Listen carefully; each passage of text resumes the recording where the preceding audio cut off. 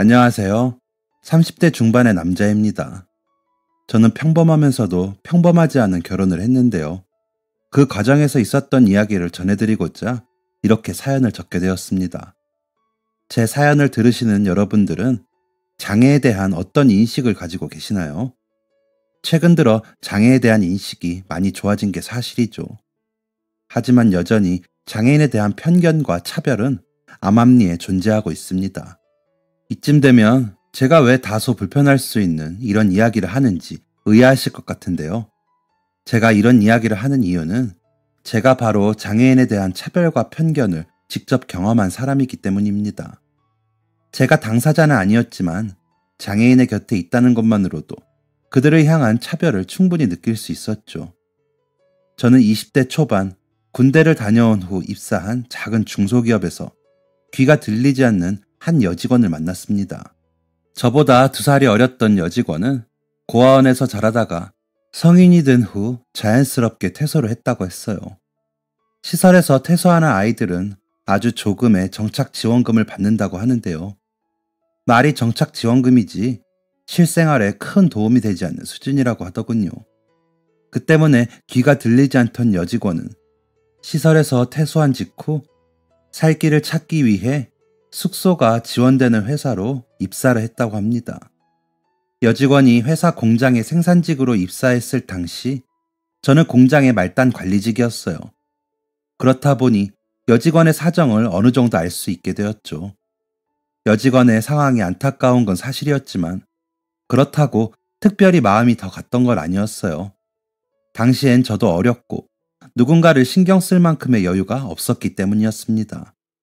그런데 어느 날 귀가 들리지 않던 그 여직원에게 관심을 가지게 되는 계기가 생겼어요. 직원들 사이에서 갈등이 생긴 이후였죠. 귀가 들리지 않던 여직원의 이름은 이연아였습니다. 연아 씨는 귀가 들리지 않는 탓에 사람 간의 소통이 필요하지 않은 생산 라인에 배치되어 있었어요. 일에 있어서 연아 씨는 완벽했어요. 한 번도 문제를 일으킨 적이 없었죠. 즉, 연아 씨가 귀가 들리지 않는 사람이라는 사실은 일하는데 아무 관련이 없었다는 의미입니다. 하지만 사람과 사람이 만나면 의사소통을 안 할 수가 없죠. 특히 연아 씨는 회사 기숙사에서 생활했기 때문에 다른 사람들과의 소통이 필수적이었습니다. 그 외에도 식사를 하거나 여타 다른 일상에서도 소통이 필요했죠. 하지만 연아 씨는 사람의 입모양을 읽는 게 가능했었음에도 누군가와 관계를 맺는 일을 어려워했습니다. 한 번은 이런 일도 있었어요. 공장의 점심시간, 한쪽 구석에서 시끄러운 소리가 나더군요. 무슨 소리인가 싶어 소리가 나는 쪽으로 향하니 여직원 서너 명이 한 사람을 둘러싸고 있는 게 보였습니다. 아, 진짜 답답하네. 도대체 이런 장애인을 왜 받아줘가지고 멀쩡한 사람들을 불편하게 만들어. 이 말만 듣고도 이연아 씨와 관련된 상황임을 알아챈 저는 모여있는 사람들 가까이로 다가갔습니다. 가까이서 보니 연아 씨는 고개를 푹 숙이고 있었고 나머지 사람들은 답답해하는 듯한 모습이 보였어요. 제가 다가온 걸 본 다른 직원들은 이제 됐다는 표정을 지으며 자신들의 답답한 마음을 토로했습니다. 무슨 일입니까? 아, 마대리님, 잘 오셨네. 아니 도대체 답답해서 살 수가 있어야지. 무슨 일인데 이렇게 여러 명이서 한 사람을 둘러싸고 그러세요. 무슨 일인지는 몰라도 썩 보기 좋진 않네요. 아니, 오해할 수 있는 상황이기는 한데 그게 그러니까 다른 직원들이 억울한 마음을 토로하려고 하는 그때 연아 씨의 소리가 들렸습니다. 연아 씨는 계속해서 소리를 내며 무언가를 말하려고 했어요. 하지만 제가 알아들을 수 있는 내용은 아니었죠. 답답한 건 저뿐만이 아니었는지 다른 직원들은 거봐요, 뭔 말인지 하나도 못 알아듣겠는데 자꾸 이런 소리나 하고 말이야. 진짜 답답해 죽겠다니까 라며 불만을 이야기했습니다. 연아 씨는 자신을 향한 불만이 거세지자 눈에 눈물이 고이기 시작했어요.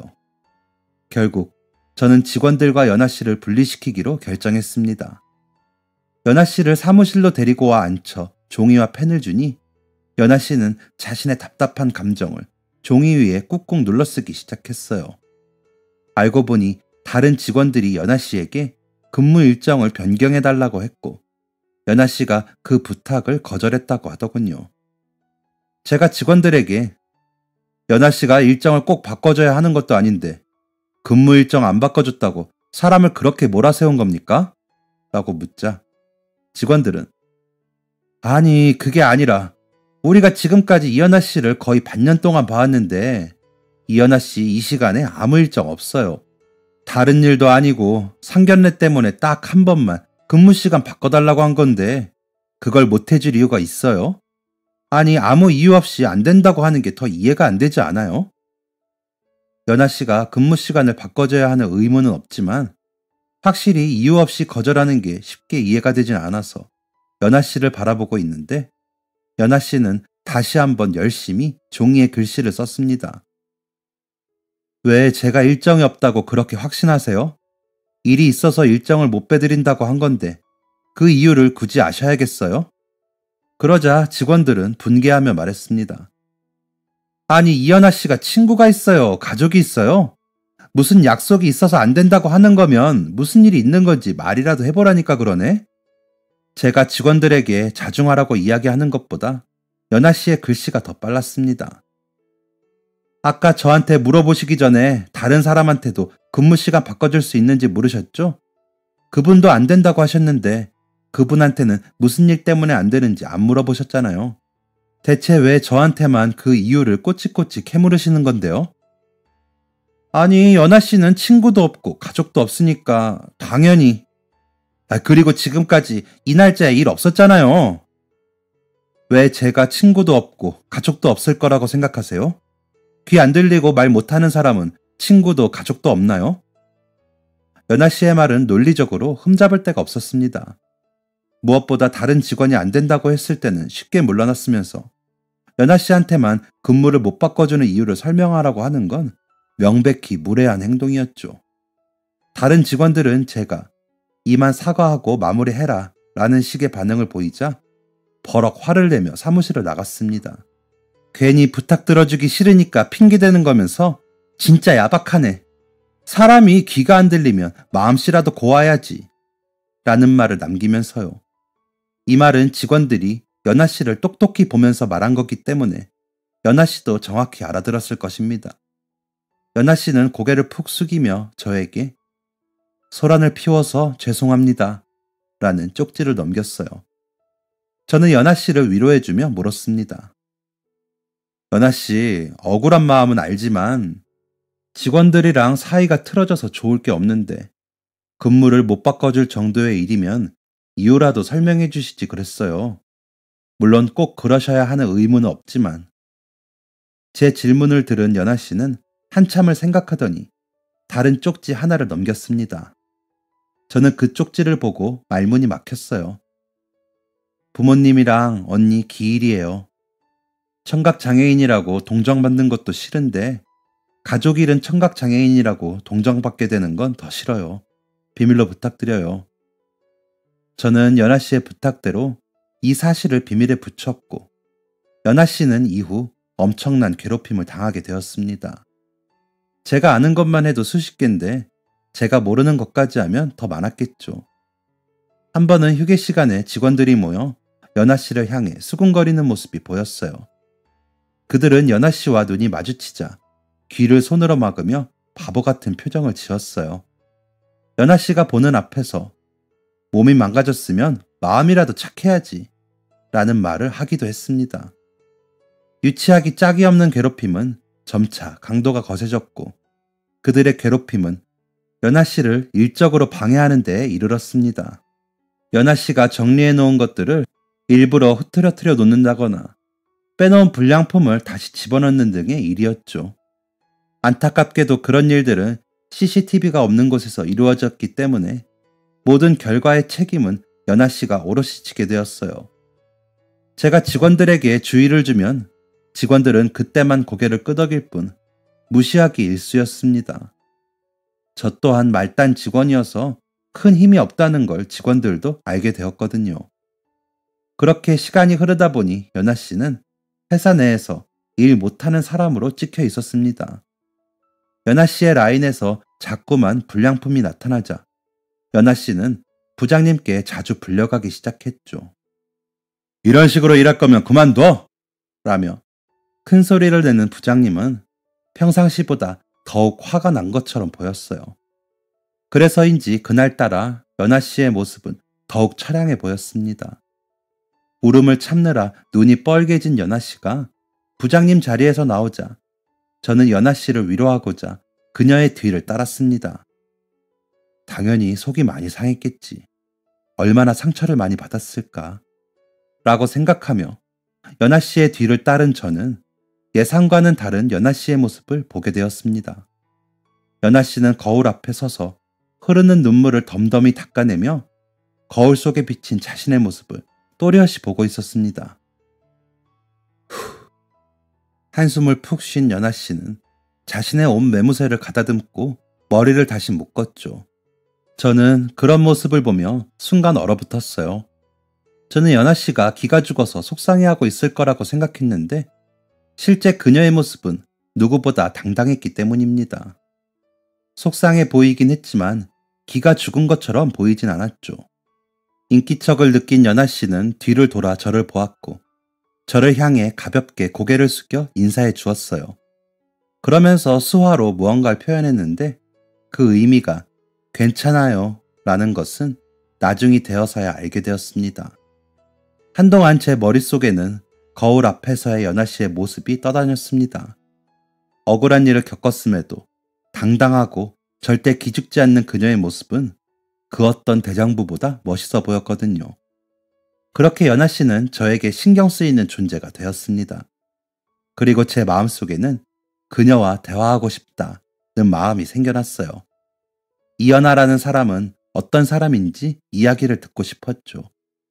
하지만 연아 씨는 귀가 들리지 않았고 필담 외에는 대화할 방법이 없었기 때문에 저는 퇴근 시간 이후 열심히 수화를 배웠습니다. 그렇게 수화를 배운 저는 연아 씨에게 수화로 아침 인사를 건네거나 안부를 묻곤 했어요. 처음 제 수화를 본 연아 씨는 놀라며 얼떨떨했지만 이런 상황이 계속해서 반복되니 나중에는 반갑게 저의 인사를 받아주게 되었습니다. 그렇게 연아 씨와 가까워진 저는 퇴근 시간 이후에 연아 씨에게 수화를 배우며 그녀와 조금씩 대화를 나누게 되었어요. 대화를 나누며 서로를 향한 마음의 문을 열고 나니 그동안은 몰랐던 연아 씨의 모습을 알게 되었습니다. 그녀는 보이는 것과 다르게 귀염성이 있는 성격이었어요. 그리고 어릴 때 심한 열병을 앓아 청력을 잃게 되었다고도 했죠. 또 6살이라는 어린 나이에 교통사고로 한순간에 가족들을 모두 잃은 안타까운 과거도 있었어요.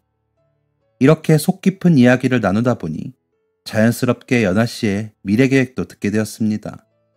실제로는 수화로 대화했지만 편의를 위해 대화체로 서술하도록 하겠습니다. 연아 씨는 월급 모으면 다 어디다 써요? 어디 놀러 가는 걸 본 적이 없는데. 저는 월급 대부분을 저축하는 데 써요. 대부분을요? 아, 전세금이라도 모으려고 그러는 건가? 아니요, 그게 아니라. 연아 씨는 잠시 머뭇거렸지만 이내 이야기를 이어갔습니다. 저 대학 가려고 등록금이랑 생활금 모으고 있어요. 대학이요? 네, 한 2년 정도 더 일하면 걱정 없이 대학 다닐 수 있을 것 같아요. 대학에 가서 공부를 하고 전문 지식을 바탕으로 자기 사업을 할 거라는 연아 씨의 눈빛은 반짝거렸습니다. 조금 터무니없는 생각이죠. 귀도 안 들리는 사람이 대학을 간다니. 사실 제 마음 한켠에도 조금은 터무니없다는 생각이 있었기 때문에 아니라고 말은 못하겠더군요. 그래도 해볼 거예요. 성공하든 실패하든 해보려고요. 후회 없이. 저는 현실 가능성이 있고 없고를 떠나 그저 연아 씨를 응원하기로 마음먹었습니다. 하지만 연아 씨가 계획했던 2년이라는 시간이 지났을 때 연아 씨는 눈물을 흘리며 재계약 서류에 사인했어요. 그녀가 시설에서부터 살뜰히 챙기던 동생이 인류 대학에 붙었음에도 등록금과 생활금이 없어 대학을 포기할 지경이라는 소식을 듣고는 동생에게 그동안 모아둔 돈을 주었기 때문입니다. 동생에게 등록금을 준 걸 후회하지 않는다는 이야기를 하면서도 아쉬운 마음에 엉엉 우는 연아 씨를 한참 동안 위로해주고 달래주었던 기억이 나네요. 그때 연아 씨는 마음을 다잡으며 저에게 많이 의지를 했고, 저도 연아 씨에게 좋은 마음을 가지고 있었기 때문에 저희 두 사람은 얼마 지나지 않아 연인으로 발전하게 되었습니다. 그렇게 만난 지 1년 정도가 됐을 때 저희는 26살, 24살의 나이로 결혼을 약속했어요. 저희는 앞으로 펼쳐질 미래가 아무 문제 없이 행복하고 아름다우리라 생각했습니다. 하지만 현실은 생각과 달랐어요. 저는 아버지의 엄청난 반대에 부딪혔습니다. 사실 저는 연아의 장애를 큰 문제로 여겨본 적이 없었습니다. 부모님이 연아의 장애를 받아들이기 힘들어 하실 수도 있겠지만 그건 잘 설명하고 설득하면 될 일이라고 여겼죠. 여느 때와 다름없던 주말, 부모님과 식사를 하던 저는 부모님께 결혼하고 싶은 여자가 생겼다고 말씀드렸습니다. 부모님은 당황해 하시며 너 이제 26살인데 벌써 결혼을 한다고? 얼마나 만났는데? 라고 물으셨죠.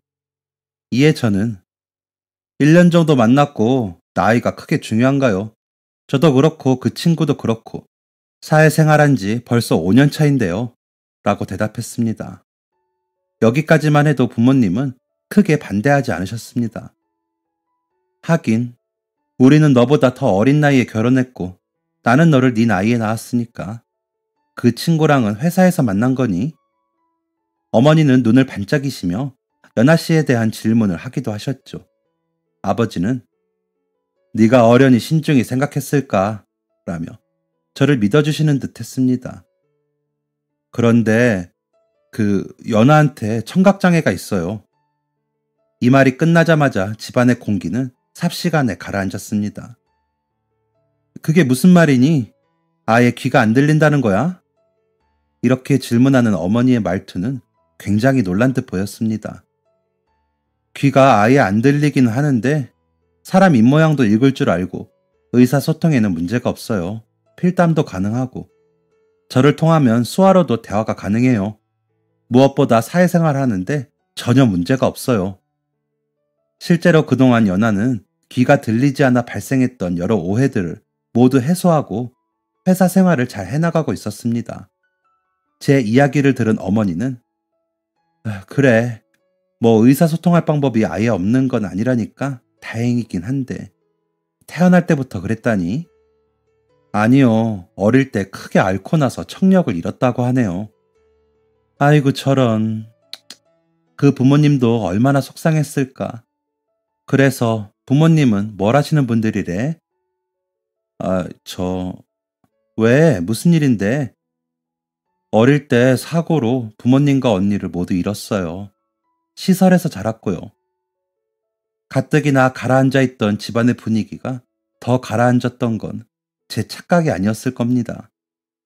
연아에게 장애가 있고 부모가 없다는 건 저를 괜히 작아지게 만들었어요. 저는 가만히 부모님의 눈치를 보고 있었고 아버지는 조용히 숟가락을 내려놓고 방 안으로 들어가셨습니다. 딸칵하는 소리와 함께 아버지가 방으로 들어가신 후 어머니는 저에게 조용히 이렇게 말씀하셨습니다. 네가 사랑해서 결혼한다는 여자가 장애가 있고 부모가 없는 거에 그렇게 눈치를 보고 있으면 어떡하니? 남들은 다 손가락질해도 너는 당당해야지. 네 엄마 아버지한테도 이렇게 눈치 보면서 이야기하는데 다른 사람들 앞에서 당당하게 그 친구 편을 들어줄 수 있겠어? 어깨 피고 목소리 당당하게 해. 그리고 그 친구 한번 데려와봐. 아버지는 엄마한테 맡기고. 어머니는 말씀을 마치시고 아버지를 따라 방 안으로 들어가셨고 저는 순간 제 모습이 너무나 부끄러웠습니다. 연아의 상황과 환경을 부끄러운 일인 양 떳떳하지 못하게 말한 제 모습이 부끄러웠던 것이죠. 조용히 안방에 귀를 기울이니 부모님이 무슨 이야기를 하시는 소리가 들렸고 그날 저녁 아버지는 제 방으로 저를 찾아오셨습니다. 나는 반대다. 네? 너랑 결혼한다는 친구가 부모 없이 자랐다는 건 괜찮다. 하지만 장애가 있다는 건 허락이 안 돼. 저는 당황스러움을 감출 수 없었어요. 왜냐하면 아버지는 장애인에 대한 차별적인 행동이나 말을 한 적이 단 한 번도 없으셨거든요. 당연히 무슨 이유가 있으시겠지 생각하고 장애가 있는 사람과의 결혼이 왜 안 되는 거냐? 라고 물었지만 아버지는 아무 대답을 하지 않으셨습니다. 그저 안 되면 안 되는 줄 알아라. 찾아보면 더 좋은 여자가 있을 거야. 라는 말만 남기셨죠. 차라리 아버지가 다른 이유로 결혼을 반대하신다면 이해했을 것입니다. 그러나 장애를 이유로 결혼을 반대하시는 건 정말이지 이해가 가지 않았어요. 그도 그럴 것이 아버지는 앞집에 사시는 다리 한쪽 없는 할아버지를 살뜰히 보살피는 분이셨거든요. 그리고 평상시에 도움이 필요한 사람들을 지나치지 않는 분이셨어요. 그렇게 이타심이 강한 아버지가 장애를 가졌다는 이유로 결혼을 반대하시다니 당최 이해할 수 없는 상황이었습니다. 이 상황이 이해가 안 되는 건 어머니도 마찬가지셨어요. 아니, 한번 만나보고 판단해도 늦지 않을 텐데 네 아버지는 대체 왜 그러신다니? 어머니와 저는 한숨을 푹 내쉬며 알 수 없는 아버지의 행동을 이해해 보려고 애썼습니다. 그런데 아버지의 반대보다 더 큰 문제는 이 상황을 연아에게 설명해야 한다는 것이었어요. 아버지가 장애 때문에 결혼을 반대하신다는 이야기를 들으면 연아가 얼마나 큰 상처를 받을지 감도 잡히지 않았죠. 그래서 저는 이 사실을 애써 숨겼습니다. 그런데 연아는 지금까지 그래왔듯 자신에게 닥친 문제를 외면하지 않았어요. 부모님께 결혼한다고 말씀드린다며 어떻게 됐어? 저는 이 질문을 애써 모르는 척 하려고 했습니다. 하지만 연아는 제 눈을 똑바로 쳐다보며 말했어요. 몇 번이나 물어봤잖아. 이번에는 모른 척 하지 말고 대답해줘. 부모님이 뭐라고 하셨길래 그래? 결국 저는 아버지와 있었던 일을 얘기할 수밖에 없었습니다. 저는 당연히 연아가 매우 상처를 받으리라 생각했어요. 하지만 제 생각보다 연아는 더욱 단단한 사람이었습니다. 제 이야기가 끝나자 연아는 저를 바라보며 예상하지 못했던 건 아니야. 장애가 있는 사람이 가족이 된다는 건데 신중하게 생각하셔야겠지. 속상하지 않아? 괜찮은 거야? 괜찮지 않아. 속상하지. 내 잘못으로 귀가 안 들리는 것도 아닌데. 미안해. 이런 취급받게 해서. 오빠가 왜 사과를 해? 내가 감당해야 할 일이야. 속상하다고 울고 있을 수만 없잖아. 나는 오빠랑 결혼할 거야. 그러기 위해서 아버님 허락받기 위해 노력할 거고. 속상하지만 극복하기 위해 노력하겠다고 말하는 연아의 모습은 제가 처음 연아에게 반했던 그 모습이었습니다. 연아는 말로만 노력하겠다고 한 게 아니었어요. 저에게 아버지와의 만남을 부탁하기도 했죠. 저는 어머니에게 요청을 드려 겨우 연아와 아버지가 만나는 자리를 만들 수 있었습니다. 연아는 내내 긴장한 모습으로 앉아있다가 한식당으로 들어오시는 부모님을 향해 어눌한 말투로 안녕하세요 라고 인사했습니다. 저는 깜짝 놀래 연아를 쳐다봤어요. 연아는 제 표정이 보이는지 안 보이는지 꿋꿋하게 자기소개를 이어나갔습니다. 저는 이연아입니다. 저를 만나러 와주셔서 감사합니다. 마치 외국인이 말하는 것처럼 어눌한 연아의 말투에 저는 괜스레 눈시울이 붉어졌어요. 부모님에게 직접 육성으로 인사하기 위해 얼마나 노력했을지 그 시간과 노력이 눈앞에 스쳐 지나가는 듯 했습니다. 연아의 장애를 알고 계시던 부모님도 놀란 표정을 감추지 못하셨죠. 우선 자리에 앉으시죠. 라는 제 말에 둘러앉은 부모님과 저, 연아는 잠시 어색한 침묵을 가졌습니다. 침묵을 깬 건 어머니였어요. 어머니는 작은 화이트보드 2개를 꺼내더니 하나를 연아에게 주셨습니다. 아마도 필담을 위해서였겠죠. 어머니와 연아는 화이트보드를 통해 이런저런 이야기를 많이 나누었습니다. 거기에 저의 부연 설명까지 더해지자 부모님은 연아의 인생을 많이 이해할 수 있게 되셨죠. 결론부터 이야기하자면 그날 이후 저와 연하는 살림을 합치게 되었습니다. 어머니의 전적인 도움 덕분이었죠. 하지만 아버지는 여전히 저와 연하를 탐탁치 않아 하셨습니다. 그렇다 보니 당연히 결혼 비용을 일체 지원해주지 않으셨어요. 모아둔 돈이 많지 않았던 저와 연하는 결혼식을 올리지 못한 채 혼인신고만 하고 결혼 생활을 시작하게 되었습니다. 연하와 저는 줄기차게 부모님 댁에 들렸어요. 어머니가 저희 편이었기 때문에 가능한 일이었죠. 그날도 저희 부부는 부모님 댁으로 향했습니다. 그런데 그날따라 아버지가 분주하게 움직이시더군요. 운전을 좀 해줄 수 있겠냐는 아버지의 부탁에 저희 부부는 부모님을 모시고 운전대를 잡았습니다. 장례식장으로 가시네요. 누가 돌아가셨어요? 라는 저의 질문에 아버지는 친척 동생이라는 말 한마디만 남기셨죠. 장례식장에 도착해서 보니 돌아가신 분을 제가 한 번도 본 적이 없는 분이셨습니다. 게다가 다른 친척분들도 안 계셨죠. 상주조차 없었습니다. 어머니에게 혹시 아는 분이냐 여쭤보니 어린 시절 아버지와 한 동네에서 자랐던 어머니는 아버지랑 어린 시절을 같이 보냈던 친척 동생이야 라고 대답해 주셨습니다. 오래전에 연락이 끊겼는데 돌아가신 후에야 소식을 듣게 되었다고 안타까워 하셨죠.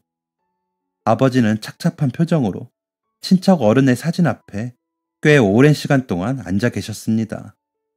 이후 집으로 돌아오신 아버지는 오랜만에 술을 꺼내 드시기 시작했어요. 그러고는 아버지와 친척 동생 사이에서 있었던 이야기를 들려주셨습니다. 친척 동생은 다리가 반대로 뒤틀린 상태로 태어난 분이었다고 합니다. 그 때문에 걸음걸이는 당연히 이상했고 멀리서 봐도 장애가 있는 게 티가 나는 사람이었다고 하죠.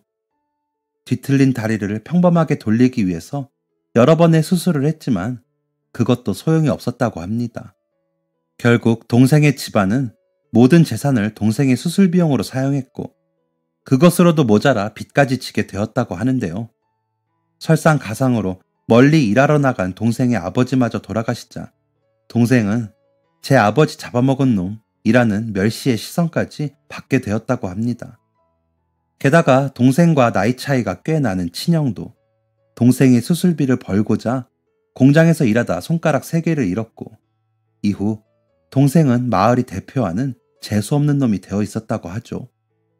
저의 아버지가 동생과 함께 읍내에 나가면 야, 저기 다리병신 지나간다 라며 동생의 걸음걸이를 따라하는 사람들을 수도 없이 봤다고 하는데요. 불행은 이게 다가 아니었습니다. 동생의 아버지가 돌아가신 후 두 아들의 뒷바라지를 위해 닥치는 대로 일을 하시던 동생의 어머니는 말하기도 껄끄러운 일까지 손을 대서 온 동네 사람들에게 손가락질을 받게 되었다고 합니다. 결국 그 어머니는 몸에 몹쓸병까지 얻어 뒷골목에서 사람들의 손가락질을 받으며 쓸쓸히 돌아가셨다고 하죠. 동생의 친형도 어머니가 돌아가신 이후에는 동생을 떠났다고 하더군요.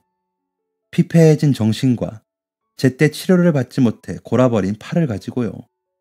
아버지도 어머니도 친형도 잃게 된 동생은 아버지도 모르게 동생을 떠났다고 합니다.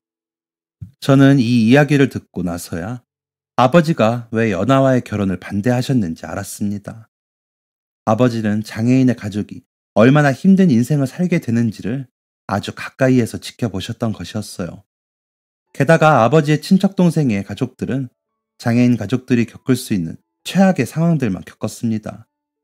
화목했던 가정에 장애인 자식이 태어난 결과가 이토록 참혹한데 그것을 지켜본 아버지가 연하를 반기기는 쉽지 않았겠죠. 아버지는 한참 동안 술을 마시다가 이렇게 말씀하셨습니다. 연하가 좋은 아이인 건 내가 안다. 그런데 여전히 탐탁치 않은 이유는 네가 고생할까 봐야. 아무리 연하가 좋은 아이라고 한들 내 새끼가 제일 귀한 건 누구나 그렇지 않겠니? 저는 말없이 아버지의 술잔을 채워드렸어요. 아무리 연하가 사회생활을 한다고 하더라도 누군가의 도움 없이는 불가능할 거다. 그리고 돕는 역할은 네가 되겠지. 연하랑 그 동생이랑은 다르다는 걸 내가 안다. 그런데 그래도 연아를 볼 때면 마음이 불편하구나. 미안하다. 아무래도 아버지는 제가 장애를 가지고 있는 연아를 일방적으로 챙겨야 할 것이라고 생각하시는 것 같았어요. 아주 어린 시절에 봐왔던 장애인과 장애인 가족의 관계가 그러했기 때문이겠죠. 하지만 저와 연아는 아버지가 보셨던 장애인과 장애인 가족이 아니었습니다. 저와 연아는 서로에게 도움을 주고받는 관계였고, 저는 연아에게 아주 많은 것을 배우고 있었어요. 그래서 저는 그날 이후로 연아가 얼마나 강직한 사람인지 알려드리기로 작정했습니다. 하지만 저의 아내 연아는 항상 저의 행동보다 한 발 빨랐습니다. 연아의 진면모를 보여드릴 수 있는 계기가 생각보다 빨리 찾아왔던 것이죠. 장례식장에 다녀온 지 일주일 정도가 지났을 때였을까요? 연아는 저를 재촉해 부모님 댁으로 향했습니다. 어머니는 요 녀석들 또 왔네 라는 표정으로 저희를 반겨주셨고, 아버지는 여전히 못마땅한 표정을 짓고 계셨습니다. 평소였다면 연아는 살갑게 어머니 옆으로 가서 애교를 부리거나 아버지에게 필담을 걸었을 텐데, 그날따라 연아의 표정은 진중했어요. 저 또한 무슨 일인가 싶어 연아의 눈치를 살피고 있는데, 얼마 지나지 않아 연아는 가방 속에서 얇은 서류 하나를 꺼내놓았습니다. 부모님 앞으로 서류를 쓱 밀어넣은 연아는 저를 보고 고개를 끄덕였습니다. 무슨 의미인가 싶어 얼굴에 물음표를 잔뜩 띄워놓고 있는데, 순간 부모님이 화들짝 놀라며 서류를 내려놓는 게 보였습니다. 뭔데 그러세요? 이게 뭐냐? 웬 집 계약서야? 네? 연아가 꺼내놓은 건 신도시 건축 아파트의 계약서였습니다. 어안이 벙벙한 표정으로 연아를 보고 있으니, 연아는 일전에 들어놓은 청약에 당첨됐고 계약금도 준비되어 있으니 도장만 찍으면 된다는 이야기를 하더군요. 너 혼자 이걸 다 준비한 거야? 라고 물으니 연아는 고개를 끄덕일 뿐 아무 말도 하지 않았습니다. 아버지도 어머니도 그리고 저도 평생 내 집 마련은 못하겠구나 생각하며 살던 사람들인데, 갑자기 집이 생겼다는 이야기를 들으니 현실감이 느껴지지 않았죠. 모든 가족이 가만히 멍만 때리고 있자 연아는 저를 툭툭 치고는 이렇게 말했어요. 지금 어머님 아버님이 살고 계시는 이 집, 집주인 바뀌어서 계약 만기되면 나가야 되는 걸로 알고 있어. 내가 계약할 집이 평수가 꽤 넓어. 거기서 같이 사시면 좋을 것 같아. 우리랑 같이 사는 거 어떠시냐고 말씀드려줘. 저는 연아의 말을 그대로 부모님께 옮겼고, 부모님은 당황해하시며, 아니 아무리 그래도 연아가 준비한 집이고 또 너희 아이라도 생기면 이라고 말씀하셨습니다. 하지만 연아는 또 다른 서류를 가방에서 꺼냈어요. 이번 서류는 제 손에 가장 먼저 들어왔고, 저는 서류를 열어보자마자 기쁨을 감출 수가 없었습니다. 연아야, 너 합격한 거야? 연아가 꺼내놓은 서류는 대학 합격 통지서였습니다.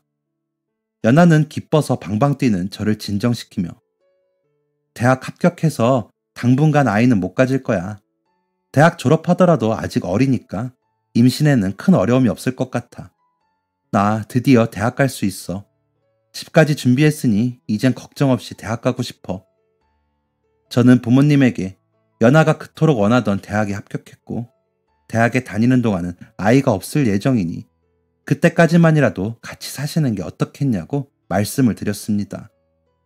그리고 연아가 과거에 대학을 갈 수 있었지만 시설 동생을 돕느라 대학을 한 차례 가지 못했었던 이야기도 말씀드렸죠. 어머니는 연아가 너무 기특하다며 연아를 끌어안고 한참을 눈물 흘리셨고, 아버지는 여러모로 생각이 복잡해 보이셨습니다. 아버지는 연아의 대학 합격 통지서를 한참 동안 만지작거리시더니 굳게 닫힌 입술을 여셨습니다. 아가, 미안하다.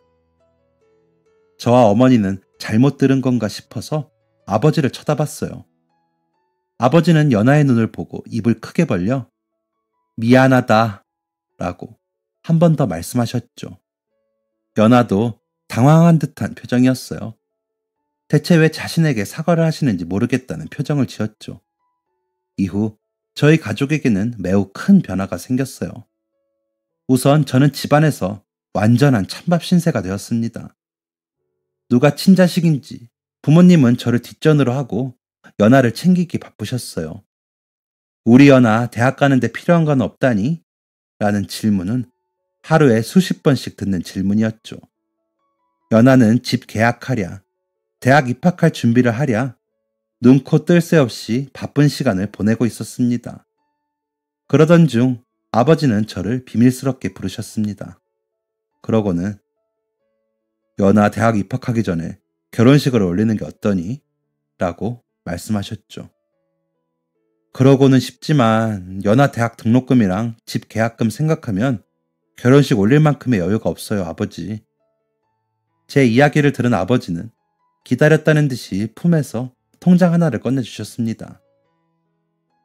부모가 반대하는 결혼했다고 안 주려고 했는데 이거 사실 너 결혼할 때 쓰라고 모아둔 돈이야. 연아랑 결혼하는 걸 반대한 건 내 실수였다. 이걸로 연아 드레스 입혀줘라. 그렇게 저는 아버지가 주신 통장으로 조촐한 결혼식을 준비할 수 있게 되었어요. 이 사실을 알게 된 연아는 그 돈을 받을 수 없다며 통장을 거절했지만 여자로 태어나서 드레스 한 번은 입어봐야지. 평생 그 사진 보면서 추억할 텐데 라는 어머니의 말에 마음을 돌렸습니다. 대신 아주 가까운 친지들만 초대하고 주례는 아버지께 부탁하기로 했어요. 그렇게 저와 연아는 교회에 있는 작은 교회에서 결혼식을 올리게 되었습니다. 차도 잘 다니지 않는 조용한 시골 마을에서 저와 연아는 신랑 신부 동반 입장으로 결혼식의 시작을 알렸죠. 신랑 신부 입장의 끝에는 어색하게 양복을 차려입은 아버지가 서 계셨어요. 아버지는 유달리 긴장한 것처럼 보이셨습니다. 평소 감정 기복이 없으신 아버지가 이토록 감정을 숨기지 못하시니 이상한 노릇이었죠. 하지만 저는 연아와 반지를 나눠 낀 후 아버지가 이토록 심하게 긴장하신 이유를 알게 되었습니다. 아, 주례를 맡은 신랑 아버지입니다. 저희 며느리가 조금 특별한 면이 있어서 오늘 주례는 저희 며느리 방식으로 진행하도록 하겠습니다. 이렇게 말을 시작한 아버지는 이후 단상에서 한 발자국 뒤로 물러서시더니 손을 가슴께 위로 드시곤 수화를 시작하셨어요. 결혼식장에서 아버지의 수화를 알아듣는 사람은 저와 연아뿐이었지만 그 누구도 큰 소리를 내지 않았습니다. 어색한 수화로 아버지가 전한 내용에는 연아를 향한 미안한 마음이 담겨 있었습니다. 내가 어렸을 때 경험한 일 하나만으로 장애에 대한 편견을 가지고 있었다. 장애를 가진 사람은 항상 누군가의 도움을 받아야만 하는 존재고 장애인들을 돕는 사람들은 불행하다고 생각했어. 하지만 내가 본 연아, 너는 그 누구보다 다른 이의 형편에 귀를 기울일 줄 아는 사람이었다. 그리고 너 덕분에 우리 집안에는 행운이 찾아왔어. 내가 눈앞의 대인배를 작은 편견 하나로 못 본 채 했다. 미안하다, 아가. 정말 미안해.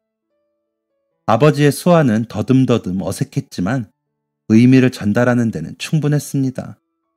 이어서 아버지는 연아에 대한 애정을 사람들 앞에 표현하셨어요.